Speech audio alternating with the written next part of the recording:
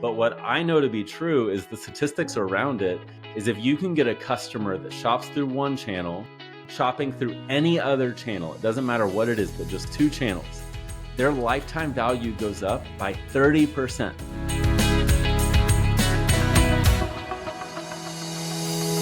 Welcome to the Richer Retailer Podcast. You are going to learn one of the keys of successful retailing. Yeah, quite a buildup, but it's true. It is really true. I can't wait to dive in. This is part of our series of the top 7 moneymakers for 2025. You see, retail has changed so much in the last 12 months, 6 months, 3 months. It's changed so much. And there's things that you have to do differently. And I was telling my clients all these things, and I realized I want you to know about them too. And today's episode, it's number 16. So yes, today we're going to be obsessing about the second purchase. Where this came from was, I think it was like 2 years ago, Josh, that spoke to our clients at our live retreat that we get together every year at a live retreat with everyone. And he talked about this obsessing over the second purchase. I'm telling you, before it was even truly essential. It's always been important. What I want you to hear is that it is so essential now. Our attention spans are they're like negative now. They're shorter than a goldfish. I actually know that for a fact. And the thing is that people buy something once, and what can you do to get them back? So Josh, please tell us all about yourself, and how did you learn to obsess about the second purchase?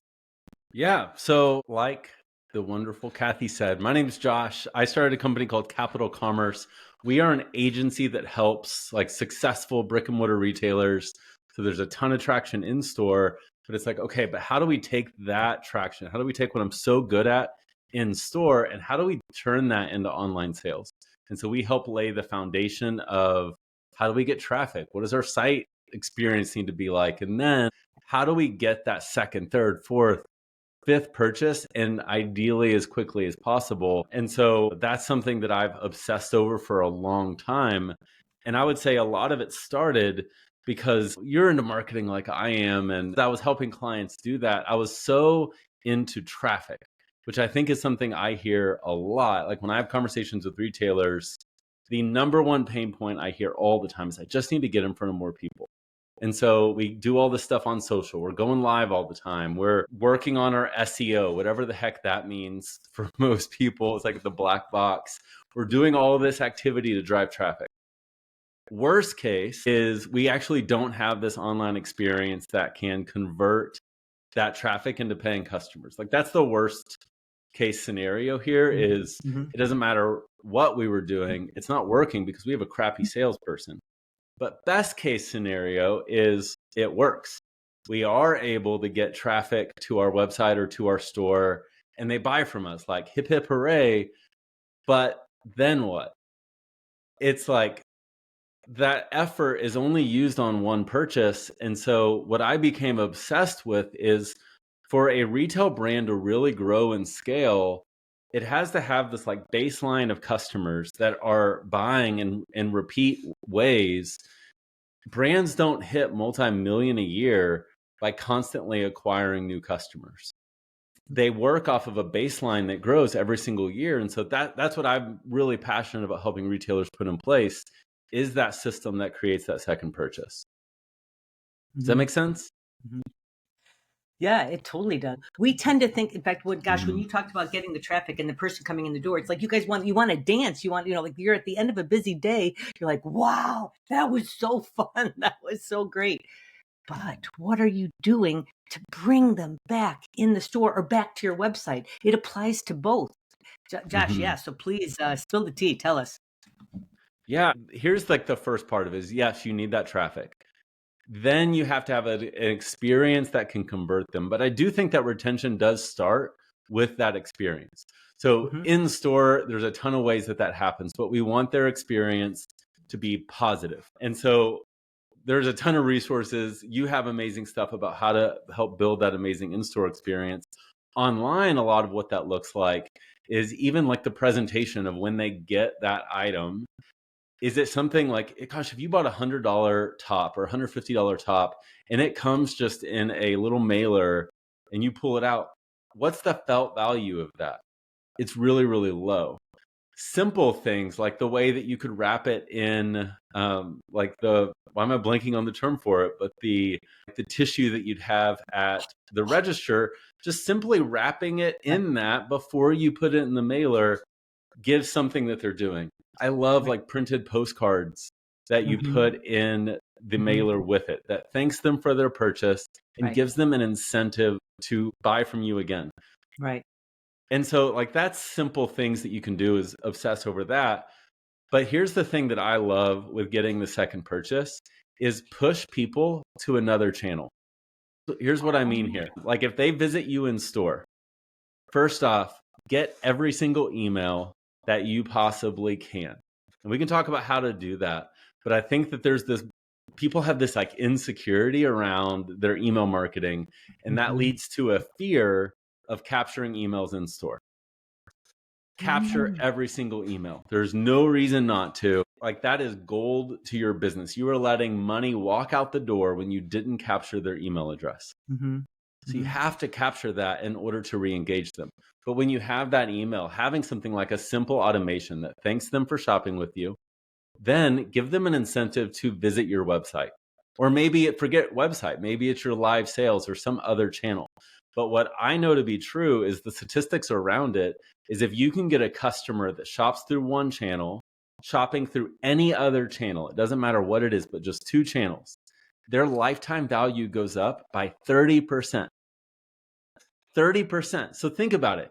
If you never gain any other customers other than the ones that you have walking through your door, but you can get them to go, you have up to a 30% increase in revenue without doing anything else other than getting them to now shop with you across channels. So like that simple way of thinking, I think sometimes we get this fear that when we are going to push our in-store customers online, that it's like Starbucks opening up across the street from each other. And we're going to split the same customer base between two, and we're not really growing. We're just now paying double. The reality is people shop in different ways and different days. Sometimes you want to get off your couch and go visit. Sometimes you want to sit on your couch with a glass of wine, watching Severance or Yellowstone or whatever you're in right now, and browse on your phone or your iPad or maybe your laptop, for all I know, for those things. And we want to be top of mind, regardless of how that person feels like shopping that day.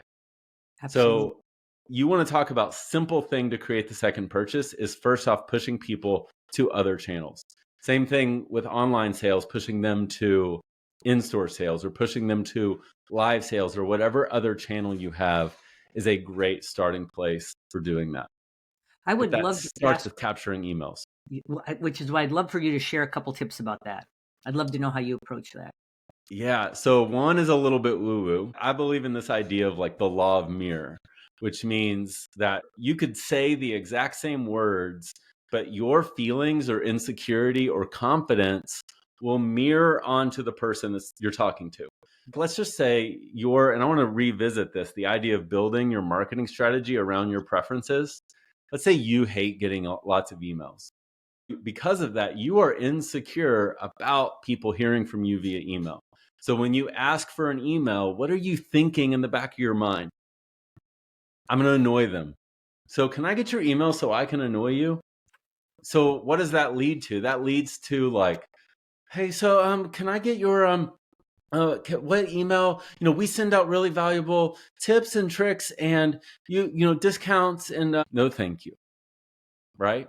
Because we have this insecurity. Your customers want to hear from you. They wouldn't be with you if they didn't.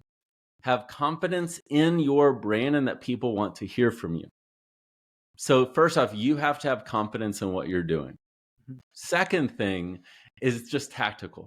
How do you do it? And the easiest way that I have seen is really it's via body language and it is blaming the system. Don't do like, what's your name? Ashley Smith. Okay, great. And what email can we put down for you? We email 2 times a week and you're going to expect, no. What's your first name? What's your last name? Great. What email can we put down for you? Move on. If they say no, thank you, you say, great, your total is blah, blah, blah, blah. But The alternative is that they give you that email address, you put it down, and then you keep going in the transaction. Just blame the system. How many of us shop with corporate retailers from time to time, and they always ask these random questions in their checkout process? Academy always asks me for my zip code. And like, not even with my credit card or any of that, they just ask for it. Why? That is research that they want to know is the top zip codes that customers are coming from. The person at the register doesn't even know. It's just a part of what their system asks for. People are used to that kind of behavior. So let's use that to grow our email list. Blame the tool. Yeah. And don't feel like you need to over explain it. Have confidence in what you do. And I guess something I should mention here, this has to be a non-negotiable with your team. We're all busy. We all get lines during heavy periods. But when you let your team get away without asking for it and walking out the door, you are letting them let money literally just walk out the door. Right. That has to be a non-negotiable. That is wicked powerful. I never thought about it. If you're in the middle of something and someone asks you for it, just like you said, very matter of fact, like you're just going to do it. You just do it. Exactly. And some people won't and don't get bugged by that and just move on. Yeah, that was fast. That was amazing. Thank you for sharing. What you said is so true. People feel like they're burdened by emails themselves. And so they don't want to ask for someone else's email, and they absolutely give the wrong vibe about it. I think that was so powerful. So powerful, Josh. People get scared to email more than once a month. And it's like, oh my goodness, oh no, welcome to 2025. You've got to be emailing twice a week, girlfriend. You really do. Yeah. And your people will love it because it's true, right? If you're a customer of that, if you love that store, you want to hear from them. But so why are people so afraid of it, Josh? Yeah, I think that people get scared of sending out emails, honestly, because we get annoyed by emails. Mm-hmm. You know, we all have crowded inboxes, and it is what it is. And I think one of the biggest mistakes that a retailer can make is building a marketing strategy off of our preferences on how we like being marketed to. We build our strategy around how we like being marketed to. Mm-hmm. Now, here's the weird thing about it. There is what data shows and there is what we like. 99% of us never once woke up one day and was like, you know what I'm going to do? I'm going to have a conversation with someone about life insurance. Never occurred. What happened? You were the victim of someone asking a friend of yours, do you know 3 to 5 friends that might benefit from blah, blah, blah? And your contact information was given to a life insurance salesperson who called you and you had a conversation and eventually you signed up. Now, is life insurance a good thing? Yes. Is it something we all need? Yes. But do we ever search it out? The majority of us do not search it out. We have to be sold on it. That does not fit our preferences. Now, imagine if that salesperson built their sales system on how they prefer. I'm just going to wait for someone to visit my website and submit a form and tell me they're interested. They would have no sales. We know the data that works. And so what we can't do is build out our system of how we reach our customers based on what we say we like. Because a lot of times what we say we like and what we do, what our behavior says, are actually 2 different things. Mm-hmm. Like when we launch a website with someone, one of the worst things that people will do is go to their friends and their family, be like, what do you think? What should we do different? And they'll get all these ideas and they'll come back to us like, hey, can we do blah, blah, blah with our friends? And I'm like, no, not because we're not willing to, because those ideas actually aren't good ideas. Right. There's ideas that we think, things we think we'll do, behavior will follow. But if we actually go and track it, it's something entirely different. So with email, we know it works. We have data around it. We know SMS works. These things, the way we stay in front of our customers works. But I think what happens is when we're in the middle of our marketing, we're so close to the story. We're so close to everything that we do. And we think that our customers are out there following everything that we do. They're you like, mean they're not? They're not? What? They're not. My world is shattered right now. Yeah. And so we're like, oh my gosh, there's Cathy again posting on Facebook. 4th post today. Well, another email, 3rd email I got in the last 2 weeks.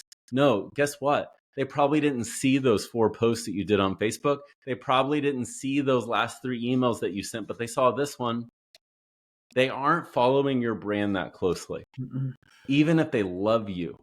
But when via just pure volume, we are able to stay in front of them.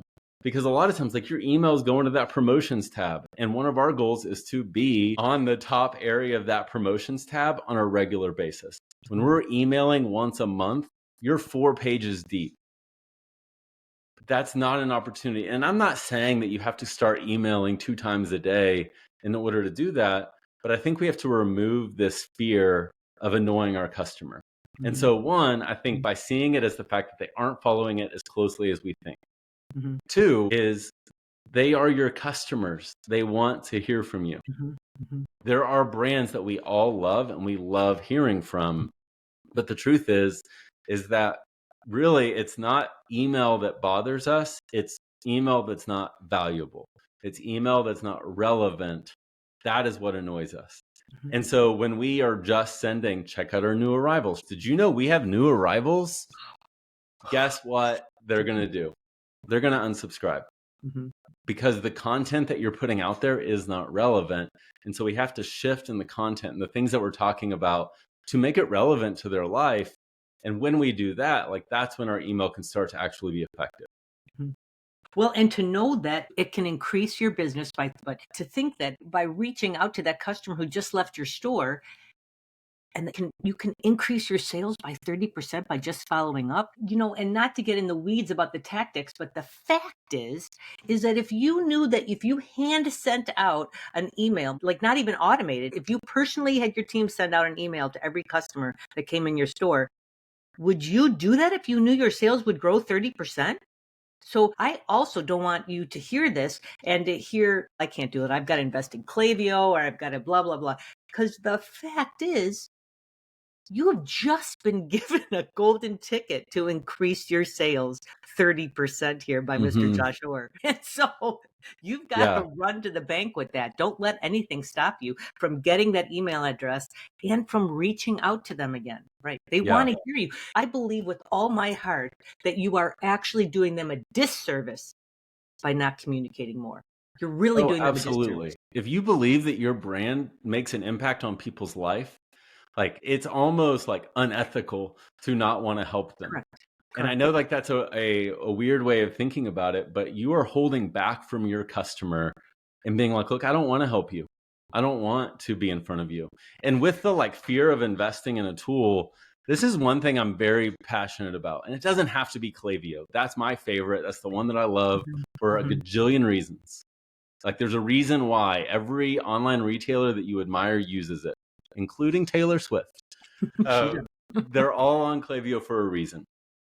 But it doesn't, like, whether it's Active Campaign or Constant Contact or MailChimp or any of those, the investment you make in a platform around email marketing is like the safest one that you could possibly be making in regards to, like, where should I put my energy? And part of what led to this whole, like, passion of mine around this is talking with people, particularly around paid ads. Because what was happening is people would do paid ads. They may get some really good results, but if you're only constantly getting first-time customers through your paid traffic, it is almost impossible to be that profitable. Instead, we have to look at paid ads should work. And I'll speak to e-commerce for a minute just because of how measurable it is in regards to, like, we know an ad produces this sale, right? It's harder to do that in a brick and mortar context. So I'll speak to online, but the principle here still works when we're talking about advertising for in-store sales. I just can't talk to the metrics around it. So let's say you are running ads and they're working and you're producing a decent amount of new customers from it. Well, what happened is that month we went to Zuckerberg and we're like, hey, Zuckerberg, I would love 100 customers. And he's like, hey, great, that's going to cost you $1,000.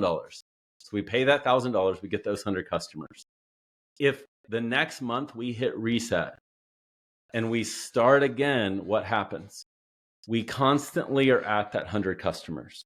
So instead, when we're looking at talking with people about ads, I'm always looking for a return customer rate in this healthy range of at a minimum 25% and then up to 50%. If it's above 50%, then we have the opposite problem. We're not acquiring enough new customers. But if it's between that sweet spot of 25 and 50%, then that's where we get a profitable business. Let's say it's 50%. We purchased 100 customers from Facebook, but the next month, what do we have? We have 50 customers. And then we buy 100 more. What do we have now? 150 customers. The next month, we now have 75. Add 100 more. We have 100. And you have this compounding effect over time. And that's what we get with this and why I'm so passionate about it. Now, I want to give a really quick tactic. I'm going to give you a little gold here, something that everyone here can do, or everyone listening can do. You talked about your team sending an email for customers after they come in. I love the power of a plain text email. And here's what I mean here is like, we're in retail, so we have products, we have product feeds or collections, and we'll have big images in our emails. And those can be great. And I could talk about email content. But one of my favorite emails to do is every quarter, look at that quarter. And what we want to do is look at the quarter the year before. So let's say we're recording this in the middle of Q1. So let's just say we're going to look at Q1 of 2025. And so we're going to look at 2025, but we're going to go back a year and we want to look at our top, let's say top 10, top 20, top 25, whatever magic number you want to pull, our top customers for that quarter that have not made a purchase with us since. So they were top spenders. So if we, let's say, said top 25, well, how many have not made a purchase since? Let's say it comes down to 15 or 10. We want to take that list. We can pull that into our email tool. And then I love sending a plain text email from the owner that's like, hey, Josh, this is Cathy from Cathy's Quilt Supply.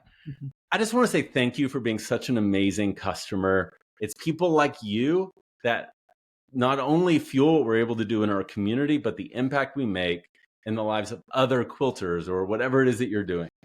As a thank you, I'd love to give you this discount for one purchase for X% off, like for being one of our favorite and our best customers. Again, thank you so much. If you come by the store, make sure you ask for me. I'd love to say hi. And then sign off. Plain text email from the owner, thanking them for being such a good customer. Now, this isn't going out to your whole list. You're not throwing discounts out left to right. Would you say that giving a discount to someone that was a high spender that has not purchased since is a good use of a discount?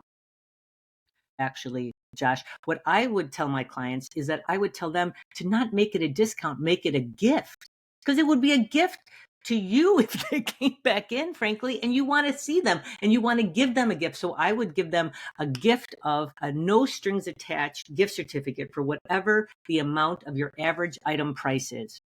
I agree. I agree in principle. Like, I love that idea. The only reason why I said discount is, like, despite me being incredibly tech savvy, I have a very low threshold for how quickly I will say it's just not going to work, and I'll move on to what I know will.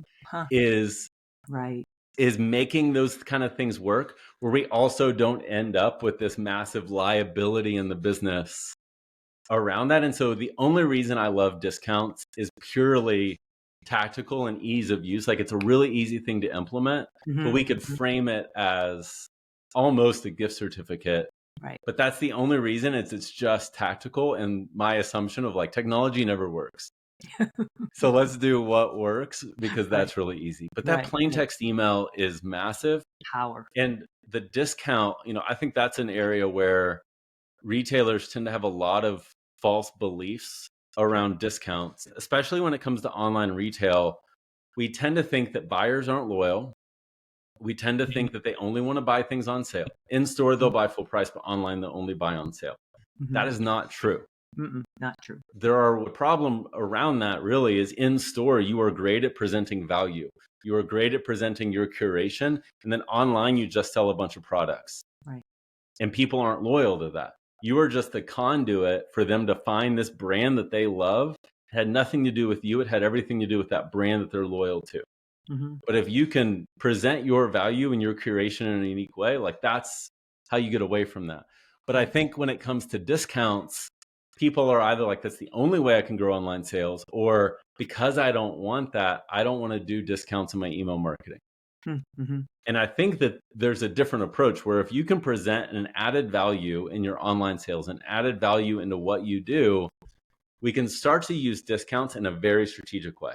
And here's what I mean by that is I always see discounts as the brand is buying something, our store is buying something. So I love doing a discount when someone joins your list. Why? Because we are buying their contact information to market to them in the future. Worth it to the brand. I love doing what I call a customer win back automation or flow or whatever you want to call it, where I buy from you and then I don't buy again, let's say for 60 days or 90 days. I like to have a series of emails that re-engages them and gets them back buying with us. Why is that a worthy discount? Well, this is someone who has spent money with us before who has not since. We're getting them back in the habit of shopping with us. Let's get them doing that. And look, if you're using good tools, you can even filter that based on how much they spent. Sure. You know, if they spend under $100, they don't get a discount. Maybe they get a free shipping coupon code or something else. It doesn't have to be a discount, but we want ways to do that. But I think if we could find ourselves in the middle of no discounts ever, or the only buy if I discount, and instead start to see this stuff as like strategic things that we can do, it's massive. Absolutely.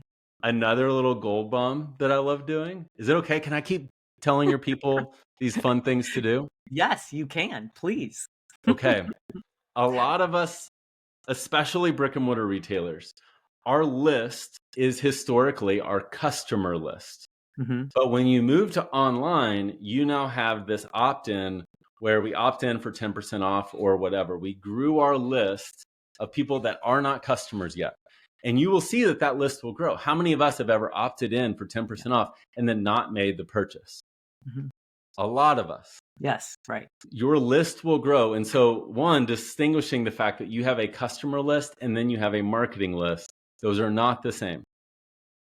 I love creating a segment of our list. This is so simple. People on our list who have never purchased before. That's it.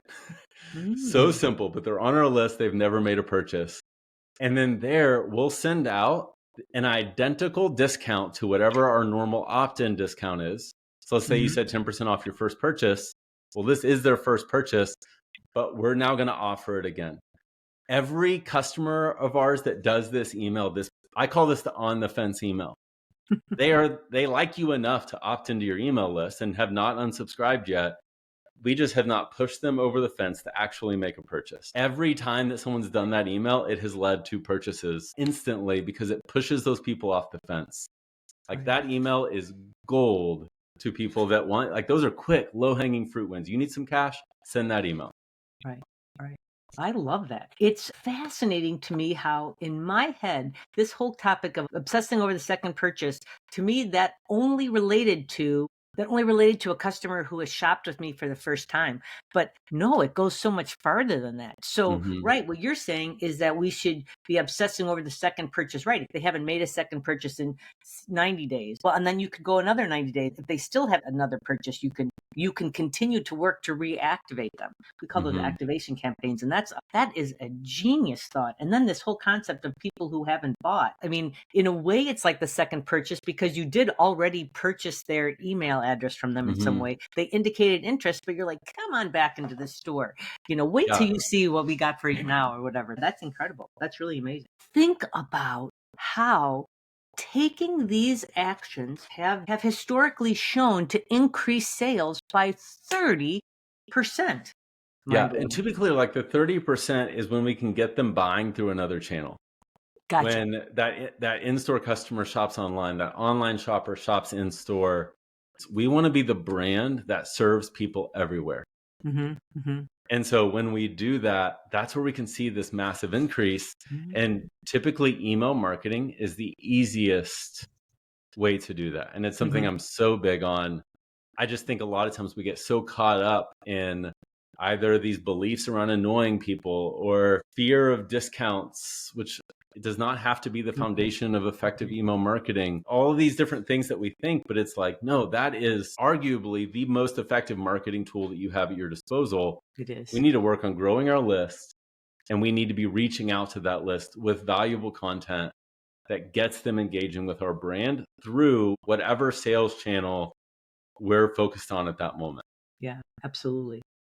So we call these Millie moments. We talk about how I'm very passionate about helping women cross the $1 million in sales, because less than 1.9% of all businesses in North America that do over $1 million are owned by women. And so then we have these Millie moments, and a Millie moment is like a key takeaway, or it's a moment when you've tried something in your business that really made a difference, that had a big impact. It's not necessarily about the sales. It can be, but it's not necessarily about the sales. It's also just about how you impacted another person's life or how you overcame a challenge. And gosh, Josh, this has been so powerful. What's been a Millie moment in your own journey, and how did it impact it? I mean, I have my Millie moment that I could talk about with a client, and then I have my own personal ones. Mhm. Let me share the client one first, because it was fascinating working. We went from like doing mostly web design and we were like handing off these like Maserati of websites to people, and they just weren't taking off. And so we went back to the drawing board of like, what is everything that they need? And we created a program that kind of helps put the entire foundation in place. And so we started doing that. And there was this one woman that we were working with, and she has since become a friend. And so we were talking about a year ago, and her business blew up. Her business literally exploded. But we, took that as a great client win, big revenue goal. Cool. Let's slap that on our website somewhere, revenue. But I do this conference about every year. And she's there, and we're at the bar, we're having a drink, and she's like, hey, I don't think I've ever really told you like about what the last few years have looked like. Josh, so my husband, honestly, he was working these 80, 90-hour weeks. He was working construction. I mean, we were like passing ships in the night because of these pieces. I was only able to get online sales because I was going live all the time, which was great. Like, I appreciated that we were getting sales from it, but I couldn't get people to visit my website and actually just make a purchase. So if I ever wanted to do a vacation, when I was on vacation, our sales just tanked. And so I'm never seeing my husband. I'm basically stuck with my Tuesdays and my Thursday nights, always being away from home. And so her kids are with a babysitter, all these things in order to fuel her business. Mm-hmm. Since then, she was like, so we were able to bring my husband into the business. Oh. And so he's now working in the company. We've honestly quit doing live sales. I do one a month because they're fun and I enjoy the ways I can engage with my customer. But our business doesn't depend on them for our sales anymore. And so now, like, we have this successful storefront, we have this successful online presence, and I get to see my husband, get to see my kids. I've never told you all of that. And like, I don't tear up all the time. I would say, it takes the right moment in a movie for me to get teary-eyed. Although since becoming a dad, it's happened a little bit more. Now it's like Moana, I start crying, but that's not the point. And I got like so teary-eyed as she's sharing this, because it was like, I had known we've made an impact in people's life, but for someone to share this like very tangible, because of what I did with you, this is what it has meant in my marriage. This is what it has meant with my kids. Wow. And I got so teary-eyed hearing that kind of story, because I know that that's something that a lot of retailers, even the ones that are good at what they think is online sales, it's really just live sales, which I'm not against live sales, to be clear. They can be good, but when it's the foundation of any sale that happens online, your sales are dependent on you showing up live, you being available at whatever time you said you'll be available. And if you want to do a vacation, honestly, a lot of people end up bringing the equipment on vacation. Yeah. It's not sustainable. It's not. And I'm not saying, like, if that's you and you're crushing it and you love it, like, you keep doing what works for you. But if that's not, and you feel that exhausting piece, like, that's what I love getting to help someone escape from. Yeah, right. So that's my like business Millie moment. There's always like plenty that happen in our personal lives, but that was my business one. That's when you know that that's why God put you on earth, and that you were able to be a part and improve their marriage and improve the quality of their life.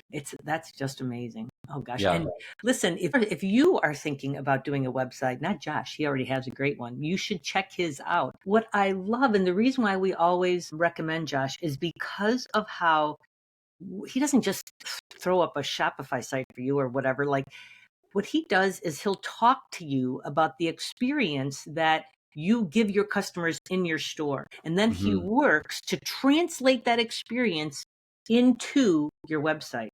And it's amazing, the little details, like that little detail he shared about the email, about instead of using your regular standard format, we've all got a standard format with pictures and blah, blah. But then he talked about the power of just sending a plain text one. It's little details like that he puts into the website that makes the customer feel like they're having the same experience in the store, that makes them realize that there's someplace else. It stands out from all the websites that they just scroll through. Oh. And that's why I always recommend him. The other reason I always recommend him is because he is one of the people that is equally passionate about getting you results. He cares so much about that so deeply. And I know that about him, and I've seen it happen. So that's why I couldn't recommend him enough. And listen to his podcast. I appreciate your kind words. Oh, it's just truth. It's only truth. And then tell them about your podcast. Yeah, so I'm the host of the Retail Initiative podcast. We interview a lot of retailers. I do solo episodes. We bring on experts like the amazing Cathy Wagner, like those type things. And the majority of it is centered around retailers that have brick and mortar, but are wanting to scale online, that are wanting to take the success there. And so, yes, we have our services, we have our programs, but like I want to make an impact bigger than the one that our services can do. And so by putting things like that out there, I know that I can empower some people that are going to be able to take that and still move closer to their goals. And you know what? If they work with us, they work with us. If they don't, they don't. But it gets to help people move closer to their goals, which is something that I am so passionate about. Yes, I know. God has made you such an incredible communicator. You do such a great job of communicating that, Josh. Gosh, you guys. And if this episode has inspired you and encouraged you, I hope you're in front of your computer right now, sending out those plain text emails so you can increase your sales right away today, because that was a great tip. I'd be honored if you'd leave us a review. You can connect with me in our Facebook group, which is RETAILMavens FB for Facebook.com. It's our Richer Retailer group there, or DM me. And we'll be back here soon. And again, thank you so much, Josh. And thank you. And know that you are all astonishingly fabulous and that you are loved. You are loved. Have a great day. Happy retailing.